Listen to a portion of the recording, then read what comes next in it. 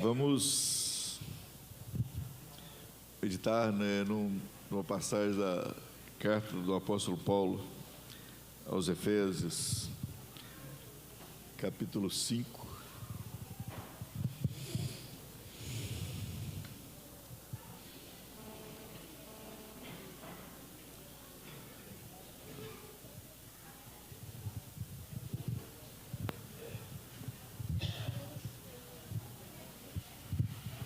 As crianças e o pré-batismo, gente, o pessoal do pré-batismo.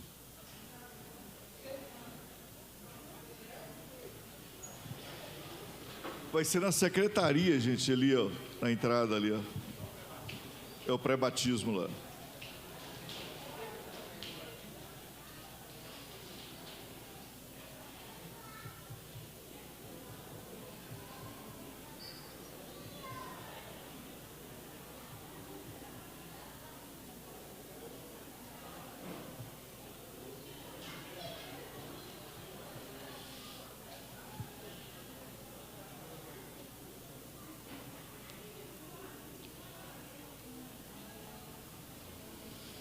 Efésios, capítulo 5, a partir do versículo 22.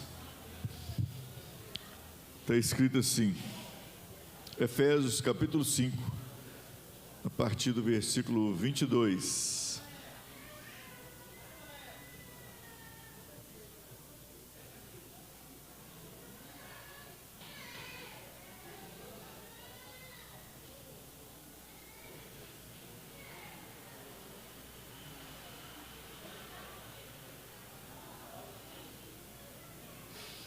Efésios capítulo 5, a partir do versículo 22, está escrito assim: Vós, mulheres, sujeitai-vos a vosso marido, como ao Senhor, porque o marido é a cabeça da mulher, como também Cristo é a cabeça da igreja, sendo Ele próprio o Salvador do corpo. De sorte que, assim como a igreja está sujeita a Cristo, assim também as mulheres sejam em tudo sujeitas a seu marido. Vossos maridos, amai vossa mulher, como também Cristo amou a igreja e a si mesmo se entregou por ela, para santificar, purificando-a com a lavagem da água pela palavra, para apresentar a si mesmo igreja gloriosa, sem mácula, nem ruga, nem coisa semelhante, mas santa e irrepreensível. Vamos pular para o versículo capítulo 6, a partir do 1. Vós, filhos, sede obedientes a vossos pais no Senhor, porque isso é justo. Honra teu pai e a tua mãe, que é o primeiro mandamento com promessa, para que te vá bem e vivas muito tempo sobre a terra. E vós, pais, não provoqueis a ira a vossos filhos, mas criai-os na doutrina e admoestação do Senhor. Vós, servos, obedecei a vosso Senhor segundo a carne, com temor e tremor, na sinceridade de vosso coração, como a Cristo, não servindo à vista como para agradar aos homens, mas como servos de Cristo, fazendo de coração a vontade de Deus, servindo de boa vontade como ao Senhor e não como aos homens, sabendo que cada um receberá do Senhor todo o bem que fizer, seja servo, seja livre. Amém? Senhor, em nome de Jesus, Senhor, muito obrigado por essa palavra, muito obrigado pelo dia de hoje, muito obrigado por cada uma das pessoas que estão aqui. Senhor, nos direciona, Senhor, nessa ministração, conforme a sua perfeita vontade, Senhor, conforme a nossa necessidade, conforme o Senhor quer nos falar. É o que nós pedimos e te agradecemos em nome de Jesus. Amém. Poder sentar. Nós vamos tocar em 3 tópicos aqui desse texto que eu li. Primeiro, o início do texto, capítulo 5, a partir do 22, está escrito assim: Vós, mulheres, sujeitai-vos a vosso marido, como ao Senhor, porque o marido é a cabeça da mulher, como também Cristo é a cabeça da igreja, sendo Ele próprio Salvador do corpo. Uma coisa que eu vejo que nos dias de hoje,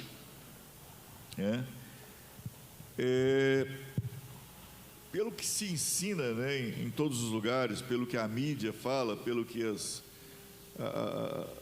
universidades falam e tal, e isso aqui é uma situação muito difícil para uma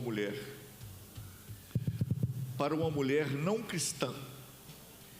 Uma mulher cristã, a partir do novo nascimento, ela entende isso aqui, e isso aqui se torna uma coisa natural para ela. Mas não tem como você explicar isso aqui para uma pessoa do mundo, uma mulher do mundo, da mesma forma que não tem como explicar para uma pessoa do mundo sobre dízimo, sobre oferta. Às vezes eu vejo pessoas, por exemplo, debatendo com pessoas do mundo sobre dízimo. É um absurdo você debater com uma pessoa do mundo. A pessoa não vai compreender aquilo nunca. É uma coisa que a pessoa compreende isso no nível espiritual, e a partir do momento que ela entende aquilo no nível natural, aquilo se torna natural para ela. Da mesma forma que não tem como você explicar para uma pessoa do mundo que sexo é só no casamento, Se você sair falando isso aí, as pessoas vão rir de você, vão te achar ridículo, vai achar que você está contando piada aí. Então não tem como você explicar isso, e várias coisas que a palavra fala, não tem como você explicar para uma pessoa do mundo, e não tem como ela entender, porque o entendimento disso aqui se dá no nível espiritual. Nós vamos meditar sobre a vida de uma mulher, e a mulher que faz parte do casal que Deus escolheu para servir de referência nessa área. Gênesis capítulo 12.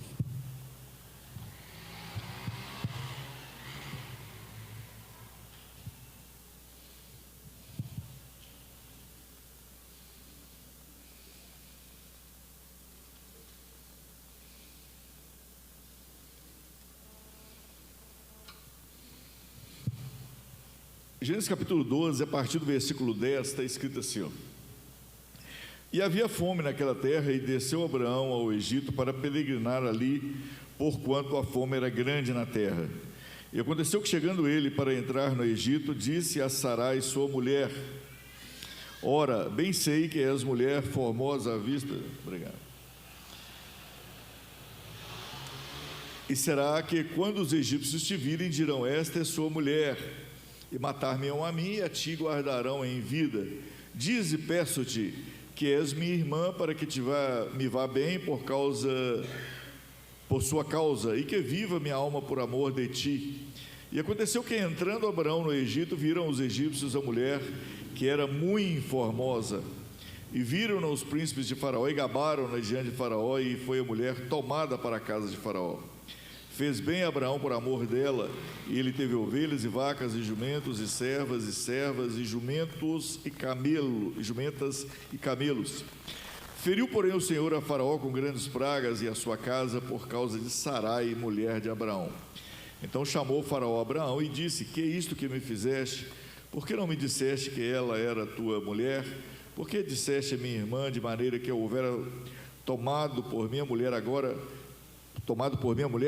Agora, pois, eis aqui tua mulher, toma e vai-te. E Faraó deu ordem a seus varões a seu respeito, e acompanharam a ele, a sua mulher e a tudo que tinha. Nós vamos analisar aqui em alguns textos a personalidade de Abraão e de Sara, que é o casal que Deus escolheu como padrão para desse casal gerar uma semente, e dessa semente ser tirado um povo. Abraão foi tido como o pai da fé, a pessoa que ofereceu o maior louvor a Deus, que foi o sacrifício do seu filho, Isaac, seu único filho. Ele aceitou, não se concluiu, porque Deus na hora falou com ele que não precisava e tal, mas ele se dispôs a fazer aquilo e tal. É um texto muito conhecido, a história toda de Abraão é muito conhecida, mas nós vamos focar aqui na personalidade de um e de outro, para nós vermos a grandeza dessa mulher. Veja bem esse ponto aqui que nós lemos aqui, ó. Você imagina uma mulher casada, ela sai com seu marido e num determinado ponto o marido vê uma turma de homens e fala com ela que é para ela falar que não é mulher dele porque ele está com medo. E essa mulher é tomada por um outro homem e Deus intervém na situação, Deus guarda essa mulher e dá livramento aos dois e tal. Mas o ponto que eu gostaria de focar aqui, ó, é a postura dela e a postura dele. Quando nós lemos em Efésios que a mulher deve honrar seu marido, deve se submeter a seu marido, aí eu creio que muitas pessoas perguntam assim, mas que tipo de marido? Que tipo de homem? O que esse cara precisa de fazer para ser honrado? Né? Aí nós vemos aqui, e a gente vai ver em outros textos aqui, que Sara, e eu já falei isso aqui várias vezes, né? Ela era uma mulher de personalidade muito forte. Uma mulher de personalidade muito forte. Você vê quando ela não consegue ter filho, ela fala com Abraão para tomar uma escrava e ter filho com a escrava, né? Quando essa escrava começa a dar problema, ela manda essa escrava embora, e essa escrava é mandada embora. Depois essa escrava volta, e tempos depois, o filho dessa escrava dá problema e ela manda essa escrava com o filho dela vazar. Ou seja, uma mulher que não tinha muito sentimentalismo, não, né? Aquela sensibilidade que é característica da mulher, né? Não tinha isso muito com ela, não tinha muita frescura com ela, não. Né? E Abraão, por outro lado, era um cara que dava tudo para não entrar numa confusão, né? Quando os servos dele e os servos de Ló brigam, ele vira para Ló e fala assim, ó, se você escolher a esquerda, eu vou para a direita, se você escolher a direita, eu vou para a esquerda, né? E em todas as situações onde há um conflito, ele resolve aquilo de forma pacífica. E esse homem, com essa personalidade calma, um homem de paz, e essa mulher com essa personalidade forte, que essa mulher consegue honrar esse cara a vida toda. E uma coisa muito interessante dela aqui, ó, é que você pode ler que até a morte dele e dela, que ela nunca julgou esse negócio na cara dele. Ela nunca lembrou esse dia aqui para ele, até o final da vida deles. Então, assim, existe uma lógica de Deus, né? E a lógica de Deus, ela é uma lógica reversa. Reversa em que sentido? Reversa no que ela é contrária à lógica humana. Vamos aqui em Marcos, capítulo 11.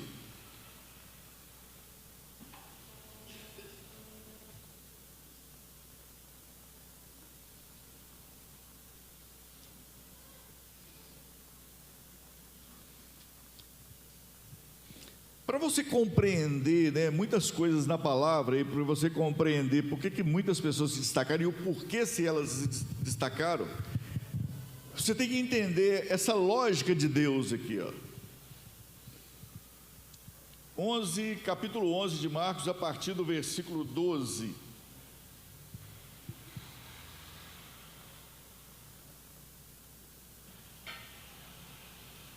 E no dia seguinte, quando saíram de Betânia, Jesus, né, não está falando aqui, mas Jesus teve fome. Vendo de longe uma figueira que tinha folhas, foi ver se nela acharia alguma coisa, e chegando a ela não achou senão folhas, porque não era tempo de figos. E Jesus, falando à figueira, disse: nunca mais coma alguém fruto de ti. E os seus discípulos ouviram isso e vieram a Jerusalém. E Jesus, entrando no templo, começou a expulsar os demônios. Os que vendiam e compravam no templo, derribou as mesas dos cambistas e as cadeiras dos que vendiam pombas, e não consentia que ninguém levasse algum vaso pelo templo. E ensinava, dizendo: não está escrito, a minha casa será chamada por todas as nações casa de oração, mas vós a tendes feito covil de ladrões. E os escribas e príncipes dos sacerdotes, tendo ouvido isso, buscavam ocasião para o matar, pois eles o temiam, porque toda a multidão estava admirada acerca da sua doutrina. E sendo já tarde, saiu para fora da cidade. E eis que, passando pela manhã, viram que a figueira se tinha secado desde as raízes. Vamos voltar no início do texto. E no dia seguinte, quando saíram de Betânia, teve fome. Vendo que a figueira não tinha folhos, foi ver se nela acharia alguma coisa. E chegando a ela, não achou folhas, porque não era tempo de figos. Essa é a lógica de Deus.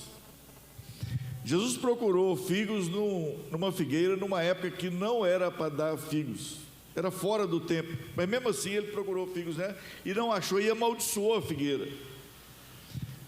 O que eu estou querendo dizer aqui? Aquela mulher, ela honrou um homem, o marido dela, num momento que teoricamente ela não precisava honrá-lo, só teoricamente, viu, gente? À vista da maioria das pessoas, mas diante de Deus, em todos os momentos. Ou seja, ela fez coisas que a maioria das mulheres não fariam, numa situação daquela. Por que Jó era tão grande? Por que Deus encheu a bola dele ali, ó?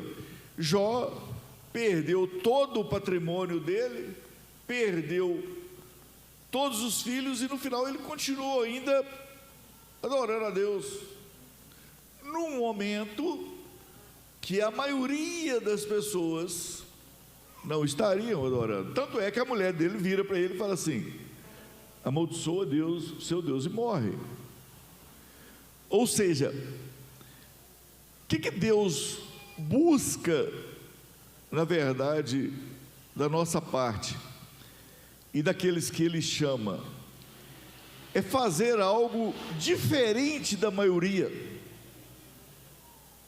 O que Jesus prega, na verdade, o tempo todo, é essa lógica reversa aqui, ó.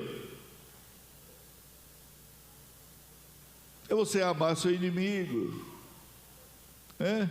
Jesus fala, por exemplo, assim, ó: levar para almoçar na sua casa seus amigos, aquele que convida você, é fácil. Eu quero ver você pegar as pessoas na rua aí e levar, ou seja, uma lógica toda reversa, né? Se te bater numa face, você oferece a outra. Ou seja, é uma lógica reversa. Ou seja, as pessoas, para agradarem a Deus, as pessoas para serem escolhidas por Deus, ela tem que agir dentro dessa lógica contrária à lógica humana. O que a maioria faz não tem graça nenhuma, não tem valor nenhum, né, Alisson? Então aqui, essa mulher, ela honrou o marido dela no momento que a maioria das mulheres não honraria. Ou seja, naquele momento de fraqueza dele ali, naquele momento de fragilidade dele, ela honrou ele. O que significa isso?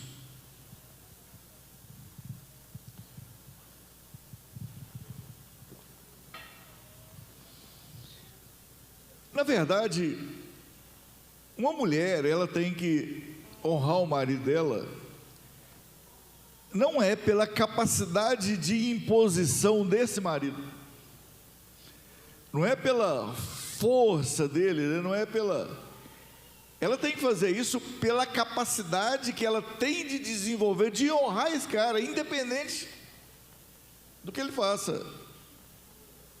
Ou seja, é dentro de uma lógica contrária.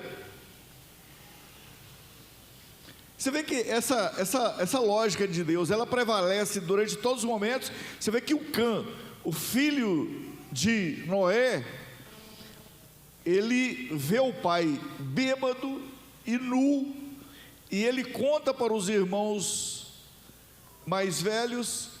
Os irmãos chegam, cobrem o pai, e no outro dia eles contam para o pai amaldiçoa ele, e Deus assina embaixo. Ou seja, teoricamente, só teoricamente, ele não precisava ser honrado naquele momento, mas ele, de alguma forma, ele desonrou o pai naquele momento ali, e veio uma maldição sobre ele e sobre a descendência dele. A Sara, ela honrou o marido dela no momento de fragilidade dele, e ela é escolhida por Deus, né? Porque Deus muda o nome dela também, né? Ela tem mérito na semente ali. Então, assim, a nossa capacidade de honrar as pessoas que estão sobre a nossa vida, essa capacidade de honrar tem que vir de nós.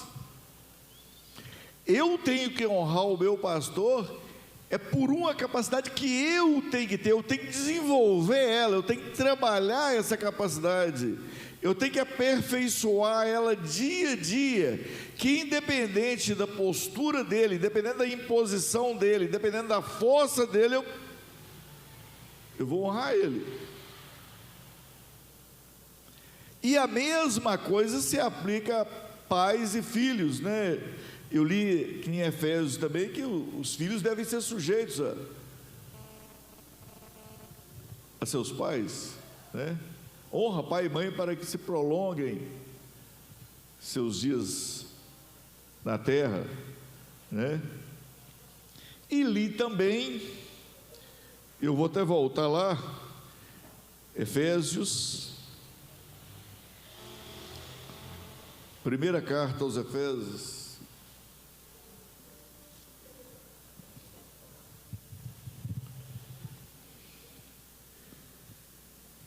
capítulo 6, vós filhos, sede obedientes a vossos pais no Senhor, porque isso é justo.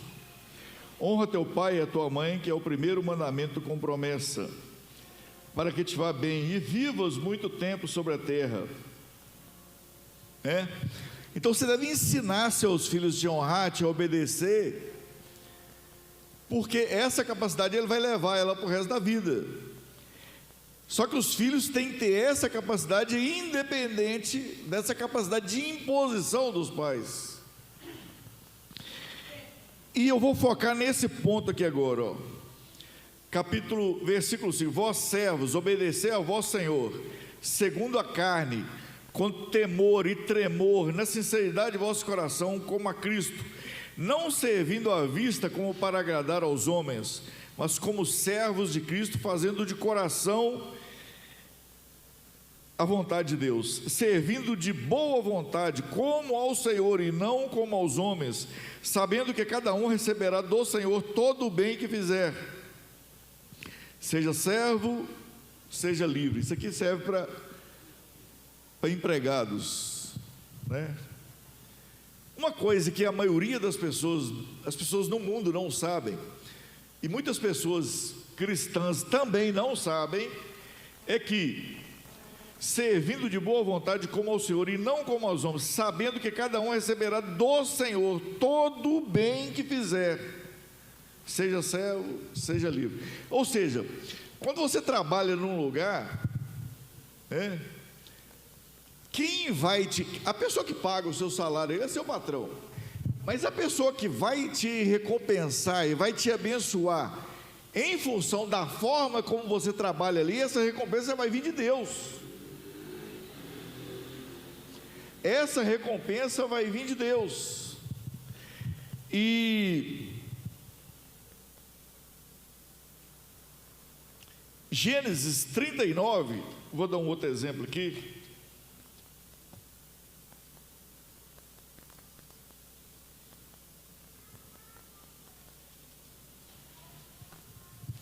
Gênesis 39, 3, está escrito o seguinte: e José foi levado ao Egito, e Potifar, eunuco de Faraó, capitão da guarda, varão egípcio, comprou da mão dos israelitas que o tinham levado lá. E o Senhor estava com José, e foi varão próspero, e estava na casa de seu senhor egípcio. Vendo, pois, seu senhor, que o Senhor estava com ele, e que tudo o que ele fazia, o Senhor prosperava em sua mão. Vou ler de novo. Vendo, pois, seu senhor, que o Senhor estava com ele, e que tudo o que ele fazia, José fazia, o Senhor prosperava na sua mão, José achou graça aos seus olhos, e serviu, e ele pôs sobre a sua casa, e entregou na sua mão tudo o que tinha. Versículo 23 agora José está na cadeia, e está escrito o seguinte: e o carcereiro mor não teve muito cuidado de nenhuma coisa que estava na mão dele, porquanto o Senhor estava com ele, e tudo quanto ele fazia, o Senhor prosperava. Agora vamos ver um outro nível aqui, ó. 2 Reis. O que Deus é capaz de fazer por causa de uma única pessoa num determinado lugar?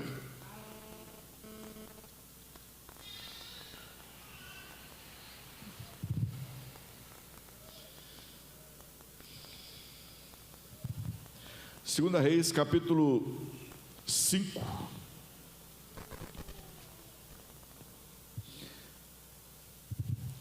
E Naamã, chefe do exército do rei da Síria, era um grande homem diante de seu senhor, e de muito respeito, porque por ele o Senhor dera livramento aos sírios. E era este varão homem valoroso, porém leproso. Então nós vimos na vida de José, que José estava na casa de Potifar, e por causa de Potifar, e por causa de José, o Senhor prosperou aquela casa. Depois de José na prisão, o Senhor prosperava também tudo que ele fazia, tudo que ele colocava a mão. E aqui em 2 Reis, capítulo 5, nós estamos vendo o seguinte: Naamã, por causa dele, o Senhor deu vitória numa guerra para a Síria.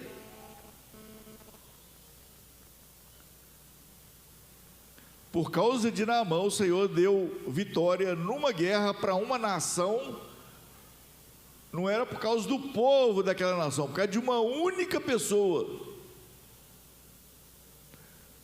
Por causa de uma única pessoa, Deus mudou o resultado de uma guerra. E Deus deu vitória àquela nação da Síria contra Israel por causa desse único homem. Ou seja, quando foi falado aqui, ó, de vocês honrar seu Senhor, o cristão, em qualquer lugar que ele for trabalhar, qualquer lugar que ele estiver presente, se ele for cristão de verdade mesmo, ele tem que fazer uma diferença naquele lugar ali. E ele tem a capacidade, olha para você ver, um cristão de verdade, ele tem a capacidade de mudar a situação financeira de uma empresa, independente do dono. O Senhor não quis nem saber quem que era Potifar, não. O Senhor prosperou aquele homem por causa que José estava ali naquele lugar. O Senhor não quis nem saber quem que era o rei da Síria, quem que era o povo da Síria, não. O Senhor, por causa de Naamã, deu vitória numa guerra para a Síria por causa de Naamã.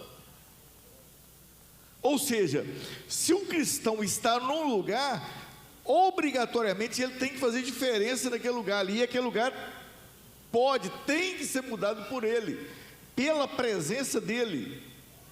A palavra, Deus fala assim, ó, é onde colocar a planta dos vossos pés. É onde colocar a planta dos vossos pés. Tem uma ilustração muito interessante para isso,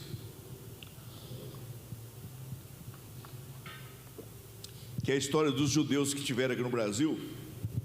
Quem conhece essa história aqui? Quem? Uma, duas. Deus fez uma promessa para Abraão. Deus falou assim, ó, a promessa era para ele e para a descendência dele. Onde ele colocasse a planta dos pés dele, aquele lugar seria abençoado. Na época da colonização do Brasil, vieram vários judeus para o Brasil, né? Em função da perseguição da Igreja Católica na Europa em relação aos judeus, aos não católicos. E muitos judeus vieram para o Brasil, e eles vieram para Recife. Por que eles vieram para Recife? Porque a região de Pernambuco, na época, era a única região que estava sob o domínio holandês. Demais regiões do Brasil estavam na mão de Portugal, e Portugal era ligado à Igreja Católica. O governo holandês não era, então esses judeus vieram para Pernambuco. E Recife, na época, era uma cidade muito próspera, em função desses judeus. E só que aí Portugal,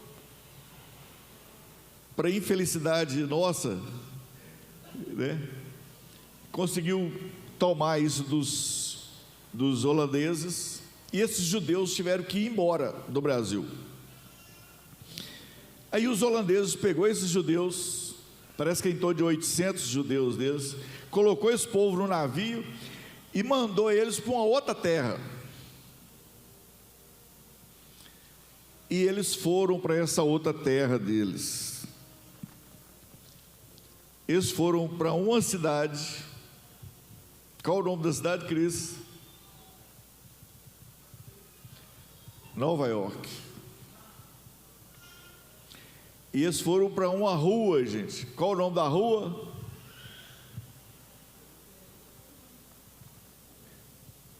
Qual o nome da rua, gente? Wall Street.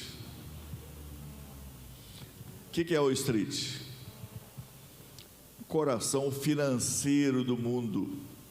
É onde estão os maiores bancos americanos do mundo, onde está a sede das maiores empresas do mundo. Esses judeus, aonde que estavam? Aonde que esses judeus estavam? O que Deus falou? Onde colocar a planta dos vossos pés. Eles tiraram os pés daqui e colocaram os pés deles lá nos Estados Unidos.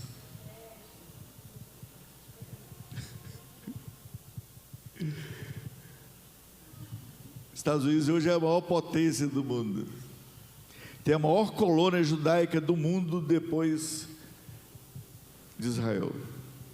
Ou seja, por que eu estou falando isso aqui? Para você ver a fidelidade de Deus à palavra dele.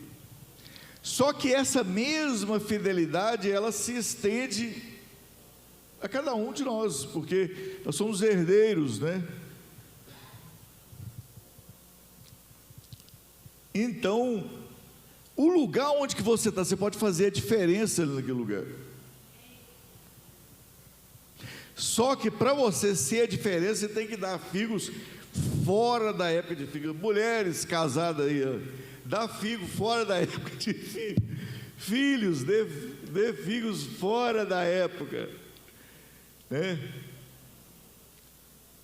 Funcionários aí, ó, dê figos fora da época de figos. Aí você vê, Potifar era um cara, um egípcio lá, e José honrava o cara, mas Deus não queria saber de Potifar, Deus queria saber de José. O compromisso de Deus era com José, a casa de Potifar, mas José, os pés de Potifar estavam lá na casa de José, e a palavra fala que é onde ele colocasse a planta dos pés dele. Então, naturalmente, a casa de Potifar tinha que ser abençoada. Agora, já pensou, abençoar uma cadeia? Só que os pés de José estavam lá na cadeia. Aí aquela cadeia tinha que ser abençoada. Eu não sei o que Deus fez, eu sei que a palavra fala que Deus prosperou aquele negócio ali. A palavra, compromisso de Deus com a palavra. Vocês aceitam?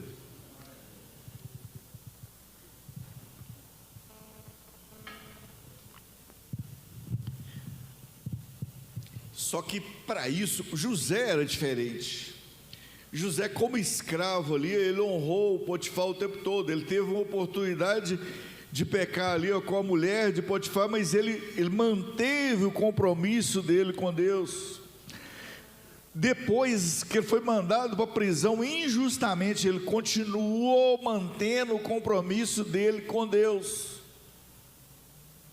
Aí ele continuou mantendo o compromisso dele com Deus, e Deus continuou mantendo o compromisso dele com José. Olha para você ver, Naamã, o próprio Jesus dá testemunho de Naamã.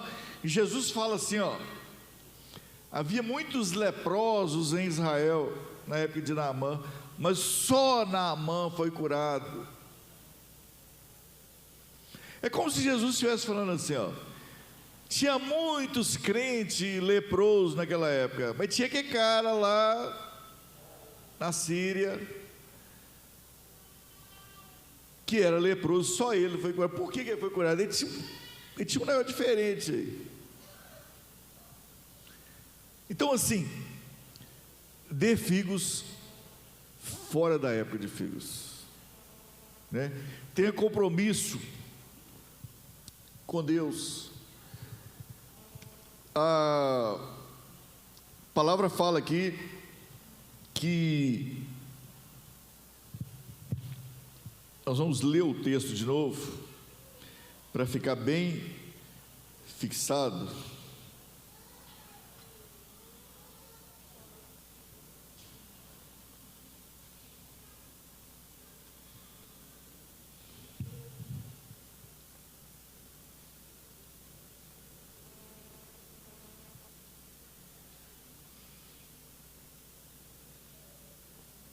Vós servos, obedecei a vosso Senhor, segundo a carne, com temor e tremor, na sinceridade do vosso coração, como a Cristo, não servindo à vista como para agradar aos homens. Ou seja, o cara vai trabalhar bem e direito ali, não é só a hora que tem alguém olhando, não. Tem alguém olhando, mas esse alguém que deve ser quem está lá no céu, é o Senhor. Você tem que se sentir observado por Ele, não pelaquela pessoa que está tomando conta ali, não pelo patrão, não por algum encarregado, mas se sentir olhado por Deus. Não, Deus está me olhando aqui, ó. Por que às vezes você vê as pessoas, a pessoa começa, ela chega num lugar, ela começa a trabalhar, ela se aplica ali, ó, e aquela pessoa começa a prosperar ali. Muitas vezes aquela pessoa está trabalhando no lugar e aparentemente não tem ninguém vendo aquela pessoa. Está trabalhando, aquilo é um puxa-saco, aquilo é um bobo, né? Quantas vezes você já ouviu isso? E quantas vezes você já falou isso já, né? Aquilo é fulano, tá um puxa-saco, entendeu?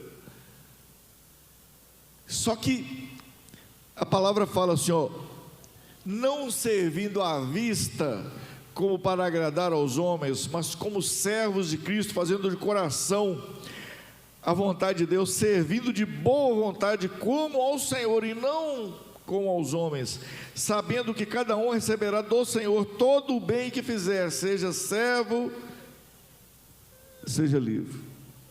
De onde vai vir a recompensa, gente? Do Senhor. Do Senhor. O Senhor não vai, Ele vai prosperar, não é só você, vai prosperar aquele lugar por você. Se Ele mudou o resultado de uma guerra por causa de uma pessoa, se milhares e milhares de pessoas morreram do lado e milhares de pessoas não morreram de um outro lado por causa de um único homem, qual o peso de Deus prosperar uma empresa por causa de uma pessoa? É muito simples para Ele, né? Amém? Vamos nos colocar de pé.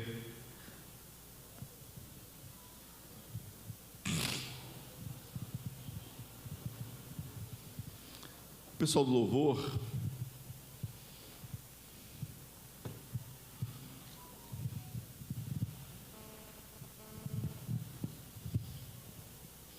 eu tenho que fazer diferente, eu tenho que fazer a diferença,